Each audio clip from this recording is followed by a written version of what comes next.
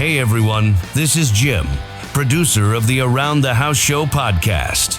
If you're listening right now, you already know we bring you the best tips, tricks, and expert advice to fix, upgrade, and maintain everything in your home without the headaches or the huge bills. But if you're catching us on the radio or borrowing a friend's phone, you're missing out on new episodes dropping straight to your device every week. So do yourself a favor, hit pause for just a second, grab your phone, and subscribe to Around the House Show on your favorite podcast player. Whether it's Apple Podcasts, Spotify, YouTube Music, or wherever you listen. It's completely free, and you'll never miss an episode again. Thanks for supporting the show. Now let's get back to making your house work for you.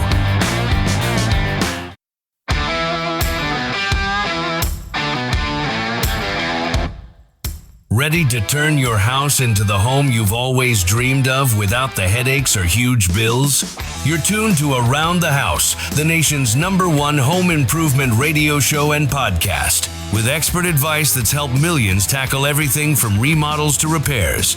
Hosts Eric G. and John Dudley have got you covered with the best advice and information about your home. Now, let's get this hour started.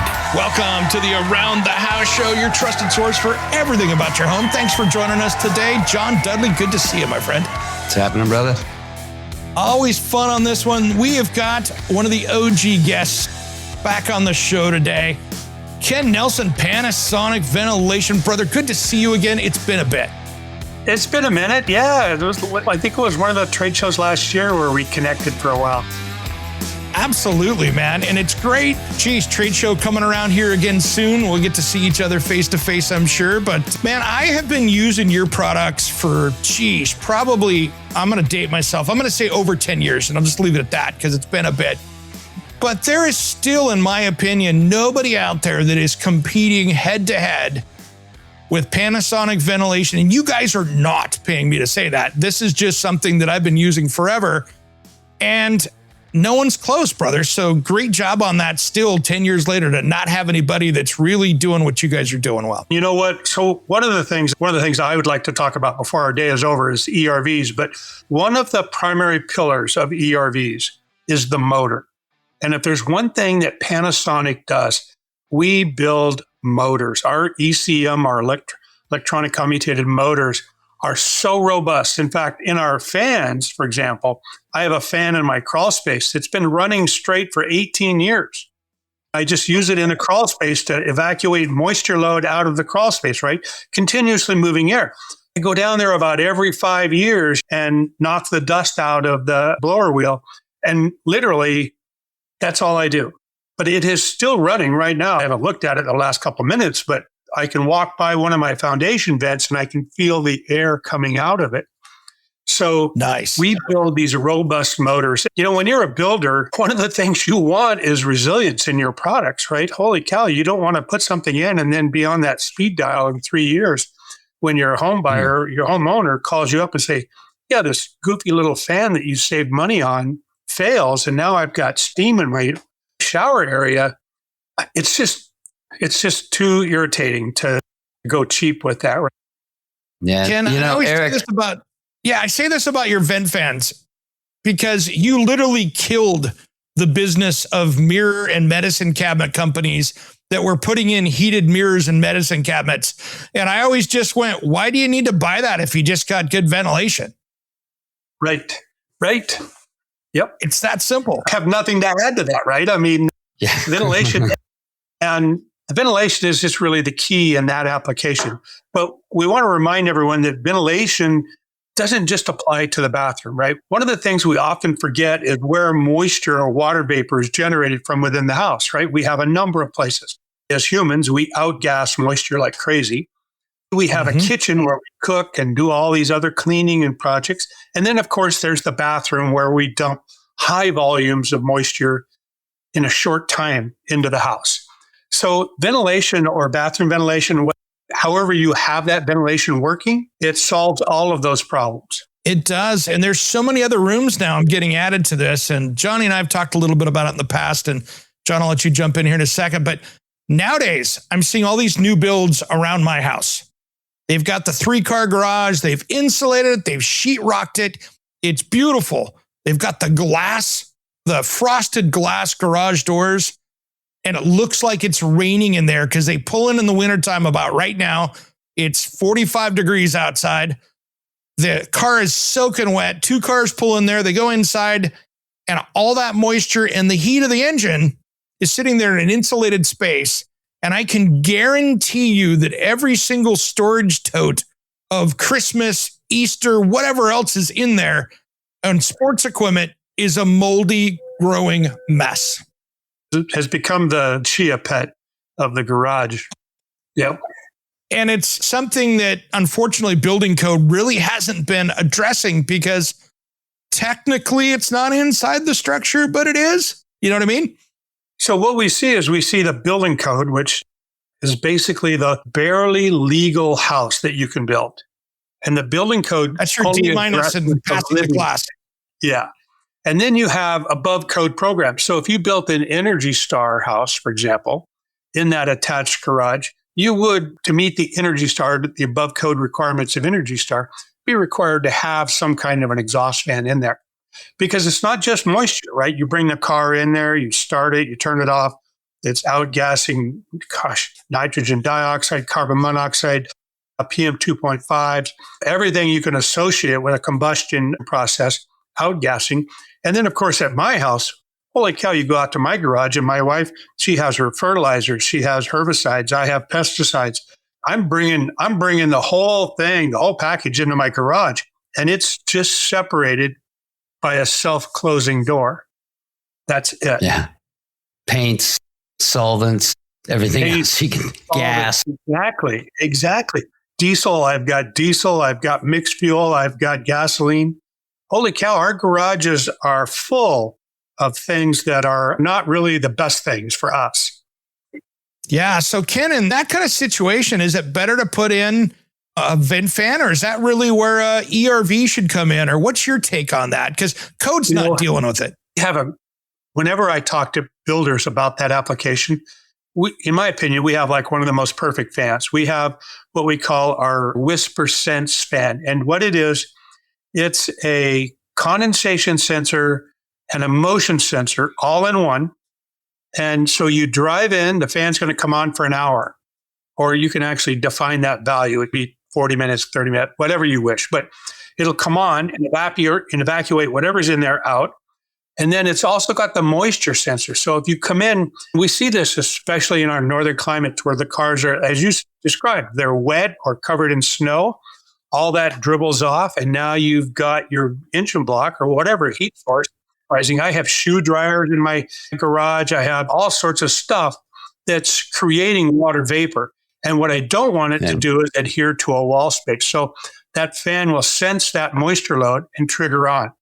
Problem solved, right? And again, part of our challenge is how do I make all of these functions so that the occupant doesn't have to go out and turn a switch on, right? Because the occupant won't. I mean, you might have a really savvy occupant that'll do it half the time or much of the time. 100%. And it's the same thing in the bathroom. That's the one nice thing about code is that they've been putting timers and stuff in there. And as far as current code, they've gotten that better. And I want to say this because I did this at my last house. I had another brand of fans that they said, hey, try this. Another big brand. I'm not going to bash them here, but it's in every builder basic house that you see out there. And it's been in those houses for 40 years. I turned it on for the first time and I just went, oh my gosh, this sounds no different. It's their high-end fan. It sounds no different than the nasty $29 squirrel cage one that every low-end builder puts in. And again, goes back to what you guys are doing. My biggest complaint in 10 years of using those fans plus is the homeowner couldn't hear when it was on a high ceiling. Is it even working? Yeah, it's working. Yeah. Yeah, I know. Just because you can't hear it 2 rooms away doesn't mean it's not working. Right. Exactly.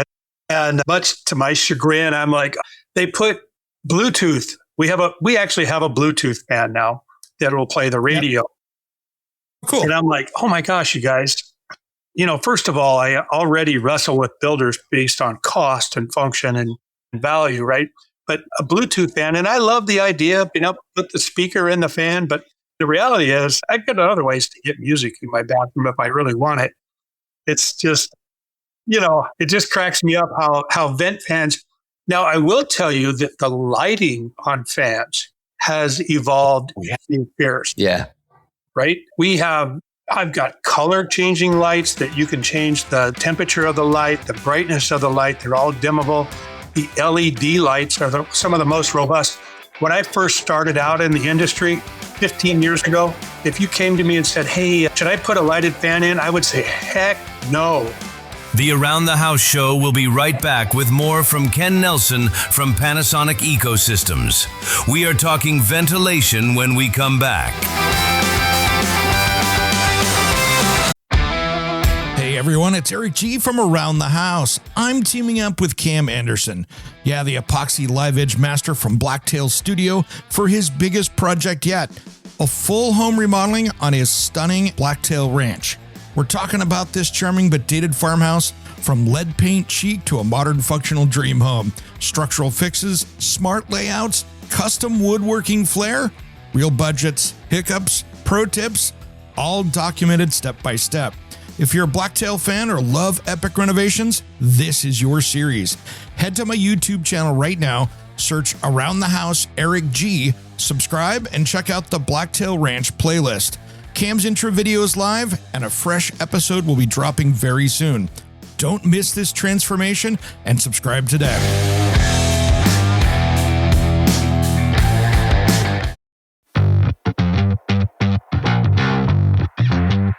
Hey folks, Jim here, producer of Around the House show. You're loving the audio tips right now, but here's something new. Our full-length episodes and expert interviews are now on YouTube as video, so you can watch the demos, tool close-ups, and guest interviews, or just hit play and listen like a regular podcast. Just search Around the House Show on YouTube, hit that red subscribe button, and turn on notifications. It's free, and you'll get the best of both worlds, visual how-tos when you want them, audio when you're on the go. Don't forget to subscribe on your podcast app too. Thanks.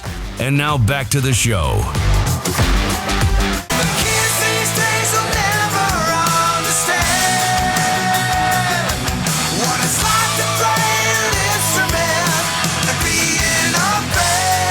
What's up? This is Sticks It In Ya. And Satchel from Steel Panther. And you are listening to Around the House with Eric G. Yeah. We love Eric G, and you should too. Welcome back to the Around the House show with Eric G and John Dudley. To find out more about us, you can find us at our website, aroundthehouseonline.com. Now let's get back with more from Ken Nelson from Panasonic Eco Systems. When I first started out in the industry 15 years ago, if you came to me and said, hey, should I put a lighted fan in? I would say, heck no, because I could put 1,000 fans in and I would never get a phone call. You put 10 lighted fans in, I would get at least a phone call. I mean, it was just, they were so unreliable. But now these new chipset LED lights, I swear to God, I've dropped them. I've kicked them across my shop floor, plug them in, boom, they look like a champ. So lighting has really, really changed. I will say the Bluetooth has one useful place in the powder room that's right next to everybody that's having the party down there.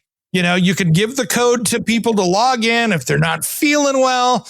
And then if you want to hijack it with YouTube sounds, you can do that when you're having the friends over, but play your own stuff while they're in there.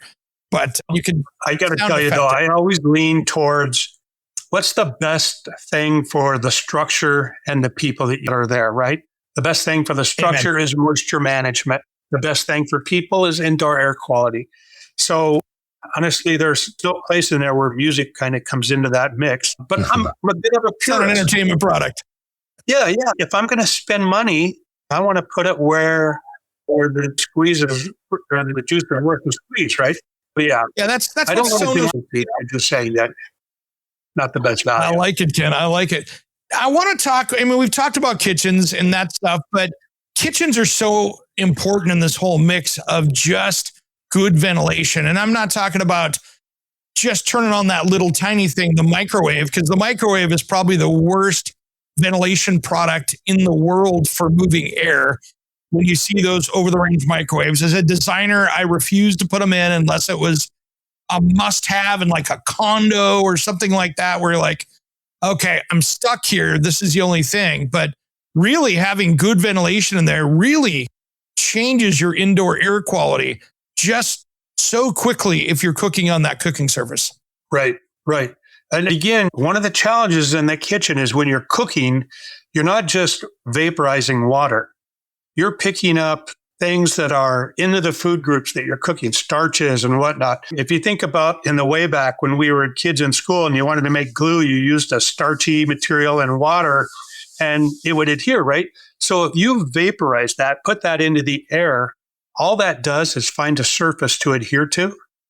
And now that starch becomes food for mold and mildew. And literally, that's the first step to having compromised breathing issues when you live in a unit that's had mold and mildew over and over again. I remember we went into a weatherization project in Seattle and we went into a low income thing. And literally in the kitchen, you could see where a picture frame was, right? Because it was white behind it and yellow all the way around. I mean, that's just material. It's just material. It is. And it's interesting. I really wish that there's another company you see in the home centers, and it's the same one I was ripping on earlier, and I'm not going to use the name, but these recycle vent hoods, I wish that we would just ban them because we need to not have I call them forehead dusters because that's all they do. They don't do anything. They're worthless, in my opinion. It's the recirculation application. And really all it tries to do is diffuse that moisture load throughout a wider space quicker. It doesn't remove it. It just pushes it out farther and faster out into the space. Yeah, it's unfortunate, but there's a lot of them out there. It's an annuity. Yeah. To Panasonic, to our ventilation team, those are annuities because at some point they're going to have to figure out that that's a problem and they'll put a fan in. Yeah, and that's building code. I mean, that's here in where you live, Ken, up in Washington, where I live down in Oregon and many states across the country. When you do that kitchen remodel, they require you to upgrade that ventilation and make it vent outside. And like in Oregon here, there are no working around that. It's like that has to vent outside. So it gets a little interesting when you got condos and HOA boards and things like that, where you're like, hey, I got to drill a hole in the outside, but it has to happen. You know, in our climates here, our climates in Washington, Oregon, Idaho, honestly, pretty much the northern part of the U.S., we do have, I think we have pretty darn good codes and code acceptance for ventilation. And part of that is because the cost of failure comes back to the builder or the property manager. Right. But I do a lot of work in the South, in Texas and Florida and everything in between. And their codes are not nearly as manageable there, right? So it's a different educational process to tell someone in the South about how to manage water vapor, how to manage moisture within the house, when their humidity outside is far, far higher than the humidity inside. But it can be done. And it has to be done. Yeah. It's smart. John, how many times did we tear into stuff and we see the vent fan that was venting into between the floors and it was in the joist bays, or it went right up out of the kitchen, right into the attic space, and there's a plastic dryer vent laying across the insulation that's kind of just going to nowhere. That's the other half of this. Isn't that how you're supposed to install them? You just throw the tube up in the attic and call it a day. It'll go out the sides on the gable vents, right? That's fine. Isn't it that if it's out of sight, it's not a problem? Yeah. Until science gets involved, not accurate, right? Just to get that right. I don't even want to put that out there. That is inherently. No, I know. Even if somebody wants to clip this up, let's make that very clear. That has to go to the exterior of the building. Right. They should be. So many problems in the Northwest. Yeah. And it gets, you're right though. And Ken, we got a lot of stations in the South that listen to us down there. And so many times in building codes and areas, they go, it's got a window, it'll open up. Those people are not opening that up on a 95-degree day with 95% humidity, but you still got to get it out of there. And I think the biggest problem we see out there with building code, builders, homeowners, is they think it's just a humidity issue, but the humidity is just part of that. It's the chemicals that you're using in the bathroom. It's the chemicals in the kitchen. You need to get that stuff out of there. And I also want to say for there's certain people out there that I'll say are the gas range haters. Well, guess what?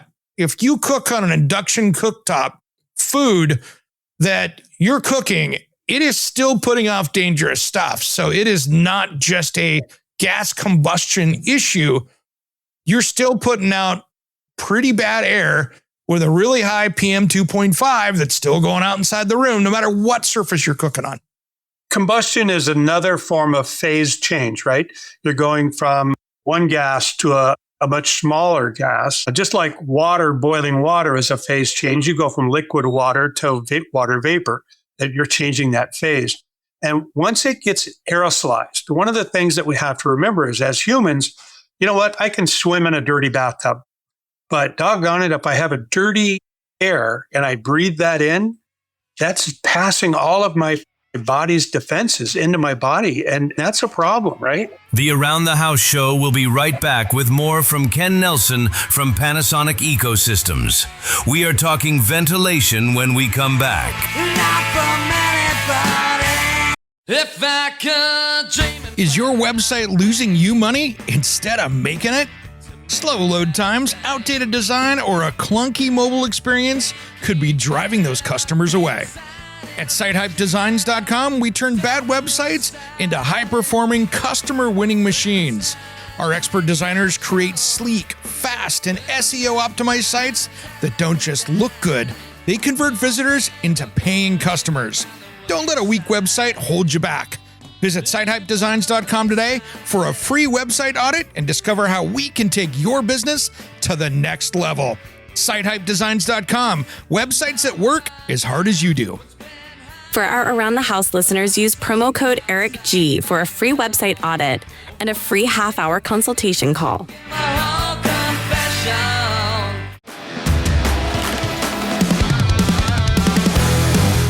Hey, contractors, remodelers, designers, and construction pros. Producer Jim here, pumped to announce the Around the House Pro Insider podcast is back. After a 10-month break, we were recharging, but now we're ready to supercharge your business. Get expert insights, growth strategies, and a few chuckles to elevate your game. Subscribe now on your favorite podcast platform. Don't miss out, or I'll show up to reorganize your job site. Around the House Pro Insider. We're back, better than ever. Catch the show on your favorite podcast player.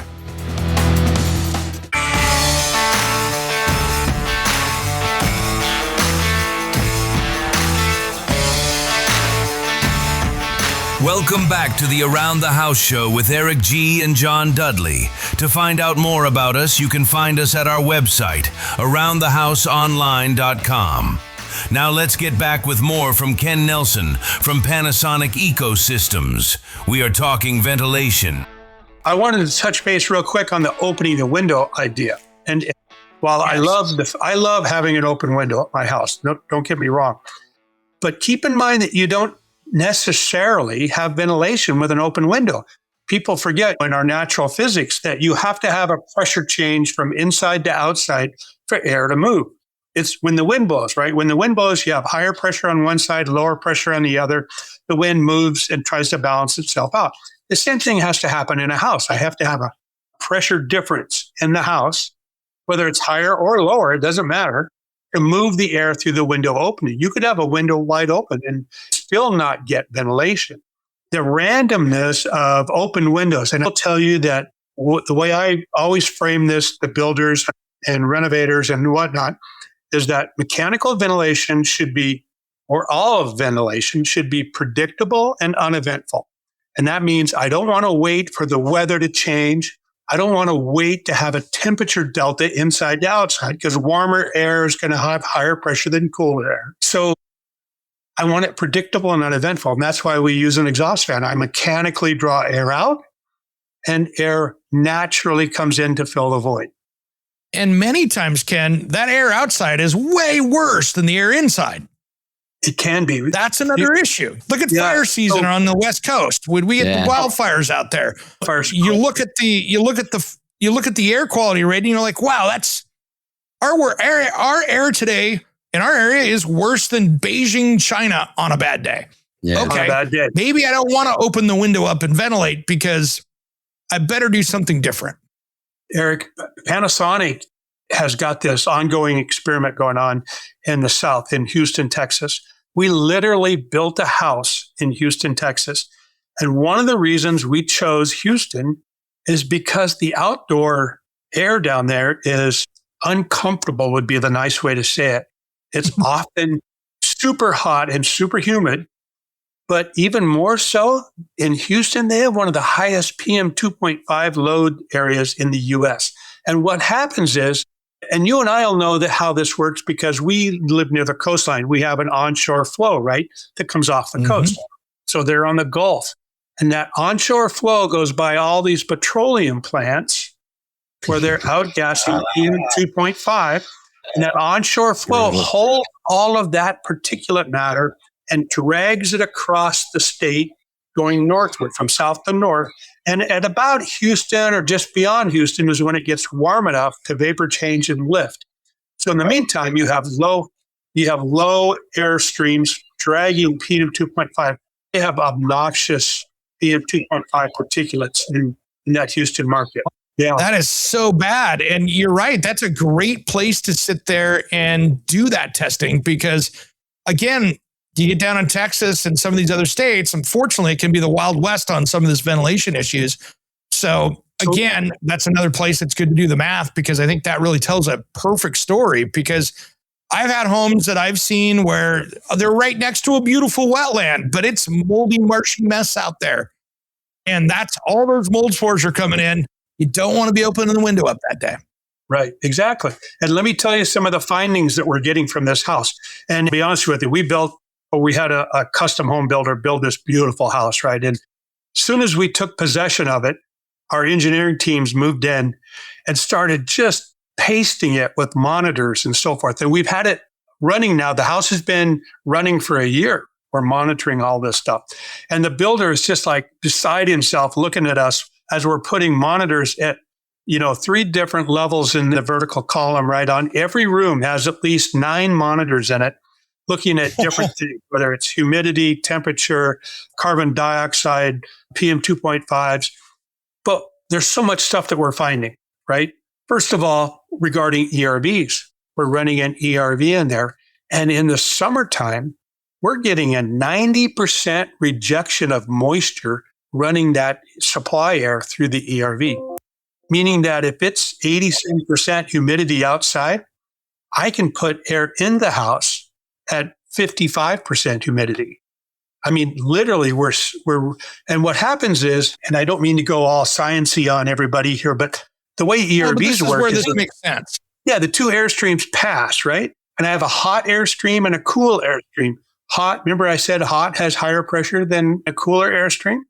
As they pass over the course of this membrane material, which is much like Gore-Tex, only even smaller, as it passes over, that hot material drives into the cooler and all that goes right back outside. So we wind up with a fraction of the moisture load in the house. So now as the function of the house, our dehumidifier, we put a dehumidifier in there, but it hardly ever runs, which is a big thing if you're building a house or you're owning a house in the South, because the dehumidifier is an expensive device to operate. I mean, it is expensive. It is. Now let's talk about ERVs for a minute. So let's. I know there's a lot of our audience out there going, ERV, what are you talking about? Of course, Energy Recovery Ventilator. These are required in new homes across the country and even remodels in places like Washington State and things like that now as well for, of course, getting fresh air inside the house. So let's dial this back for a second, Ken, and give them the 101 on that so people understand it. Okay, so the Energy Recovery Ventilator, or the ERV, it goes back to that mechanical, predictable airflow within your house. Because what's happening today is that we all know that energy costs are skyrocketing everywhere. So the builders are required to build a very good envelope. When we talk about the envelope of the house, it's where the house, all the heating and cooling is inside the envelope. We want to keep this envelope nice and tight so it doesn't leak air in and out.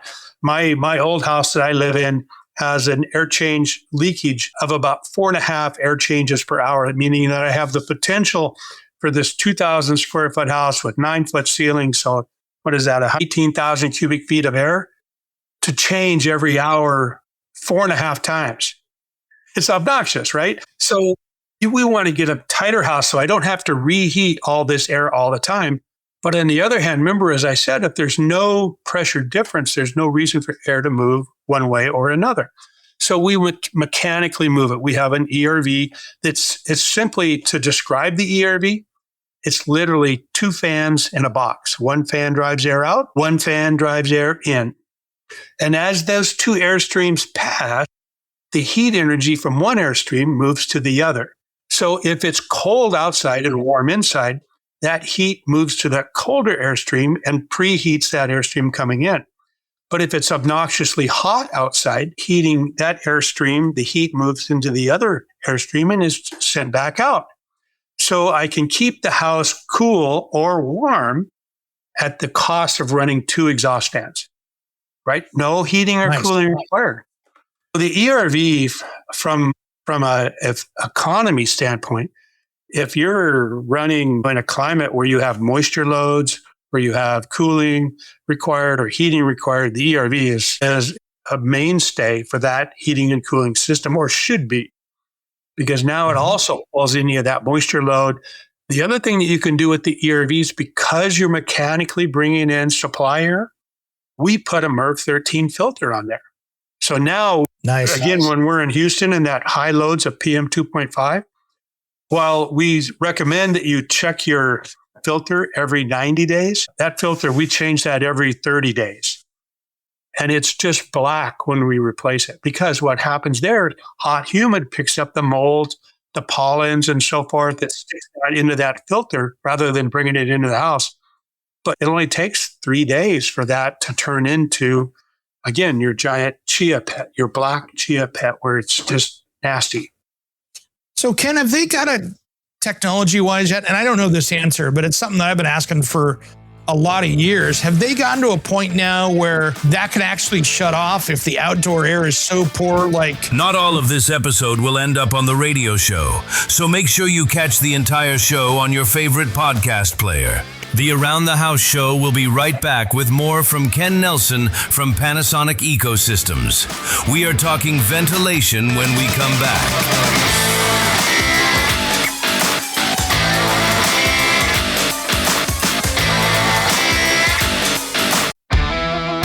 Everyone, it's Eric G from Around the House. I'm teaming up with Cam Anderson, the epoxy live edge master from Blacktail Studio, for his biggest project yet, a full home remodeling on his stunning Blacktail Ranch.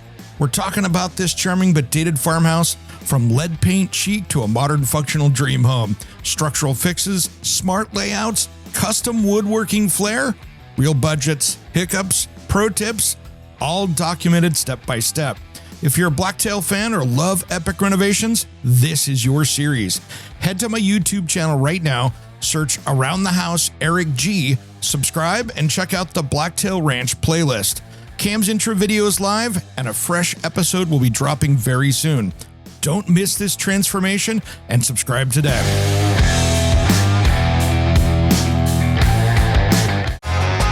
Hey folks, producer Jim here from the Around the House radio show, America's #1 home improvement powerhouse. I've seen Eric test thousands of gadgets over his 30-plus years as a certified kitchen designer, and he's just dropped his hand-curated top 10 picks for 2026 that'll make your home smarter, safer, and way more efficient. Rush to AroundTheHouseOnline.com, top products, now. Click the bold names for Amazon deals and snag them before they're gone. Eric G's favorites for 2026. Your house deserves this upgrade. Welcome back to the Around the House show with Eric G. and John Dudley. To find out more about us, you can find us at our website, aroundthehouseonline.com. Not all of this episode will end up on the radio show, so make sure you catch the entire show on your favorite podcast player. Now let's get back with more from Ken Nelson from Panasonic Eco Systems. Fair assessment of what will have the best impact, not just the biggest, but the best impact on your house. Absolutely. And Ken and John, this is something since you've gone to Columbia scene, but nowadays in Seattle or anywhere in Washington State, if you dive into a significant kitchen remodel or remodel inside the house, they are saying, hey, by the way, while you're at it, that ERV has to go in on that. And so that's something that we're seeing kind of racing across the country as far as what we're seeing with that. And I think it's really important for us to have that conversation because it's going to be in everybody's backyard now. When you go into projects that state by state as building science gets smarter and we know what we need to require. Ken, you guys are doing so much with ERVs out there. This isn't that 1980s weird box in the ceiling of the laundry room with a bunch of rubber bands in it. There's a lot of science going into this. There is. And you know what? Here's the thing. The science is so simple.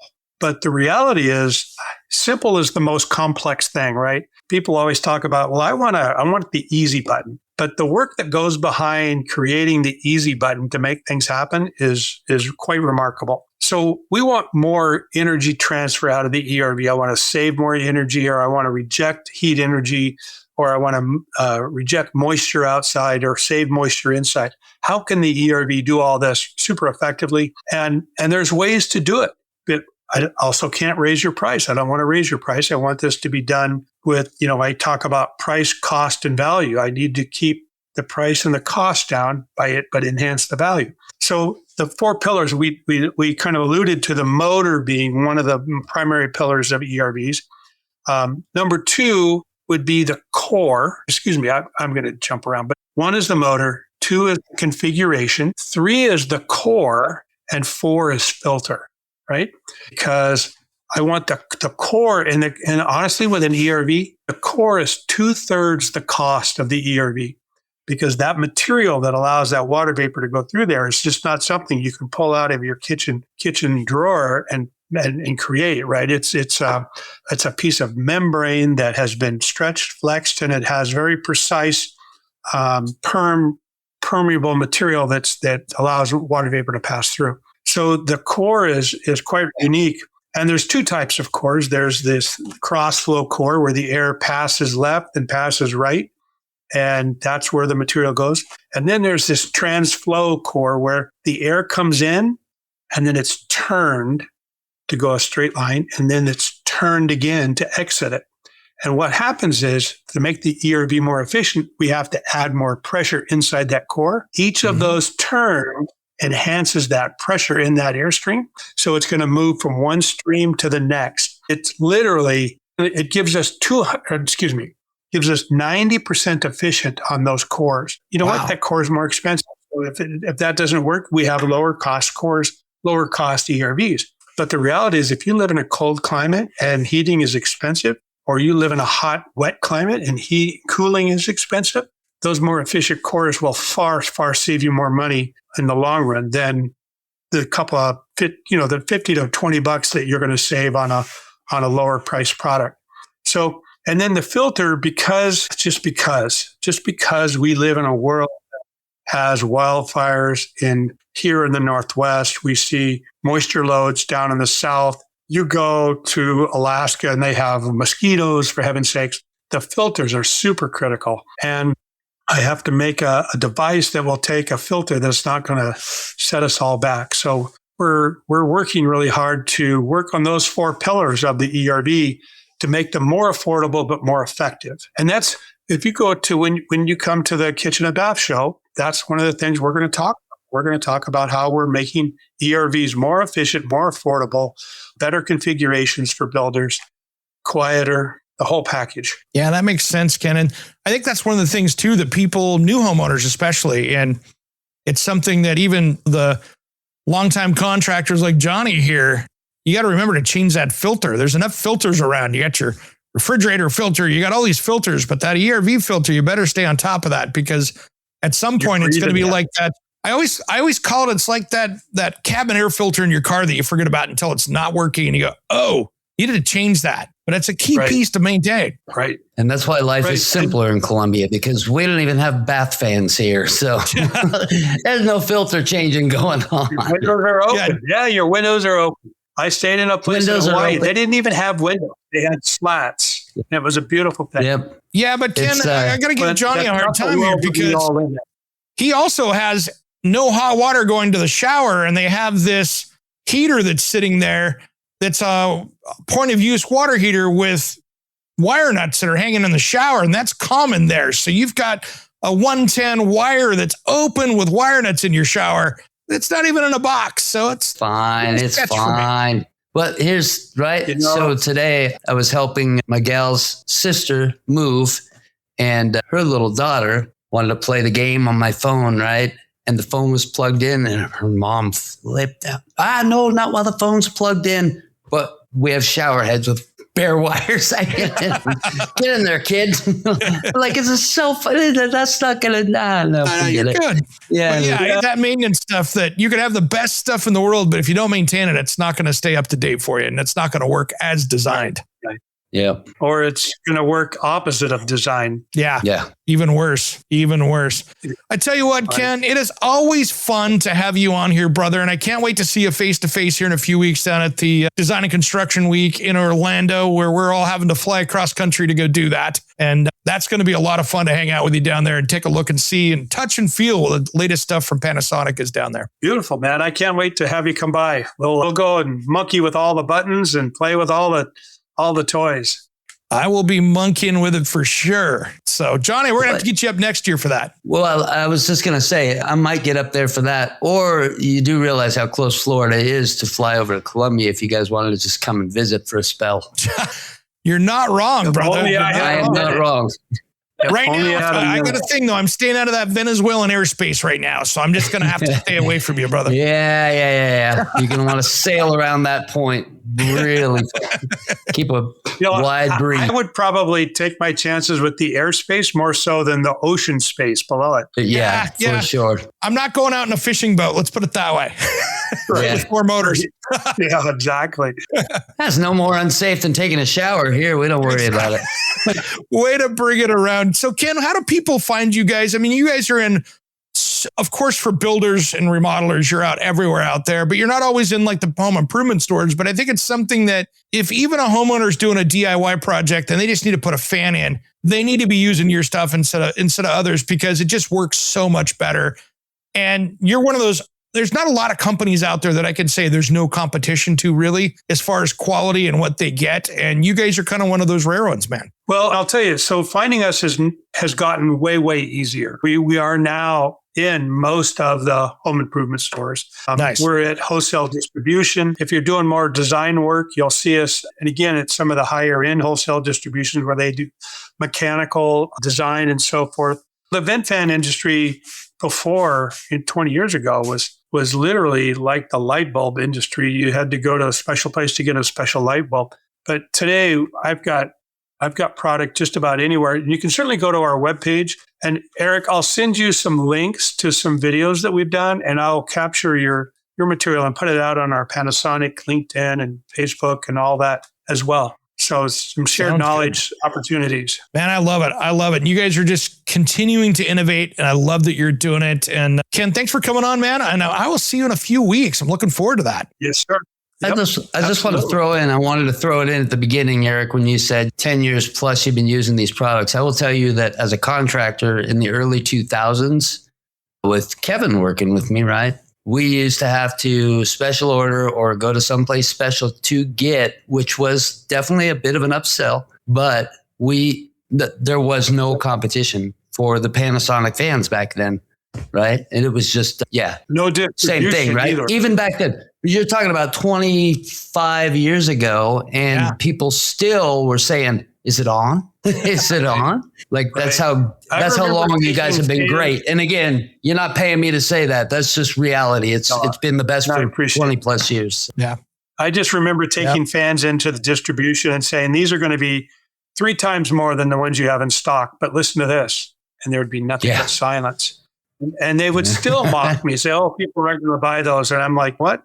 Just bring them in. I'll go make all this happen. And now our fan business is a $200 million juggernaut that we couldn't be more proud of. Yeah, and well, it should be, yeah. Absolutely. All right, let's wrap a bow around this one. Ken, thanks for coming on today. John, great to see you.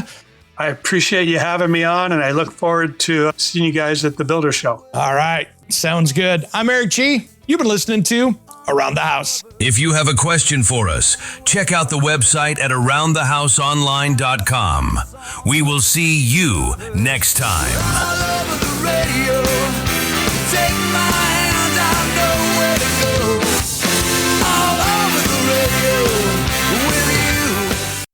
Hey, it's Eric G. with Around the House. Are you looking to grow your business? Need a spokesperson for your company? Maybe an MC for an upcoming trade show? Or maybe you want to up your game and shoot some promotional videos? My team of experts would love to chat with you. Head to aroundthehouseonline.com and fill out the Contact Us form, and we'll set something up. Thanks for listening to Around the House.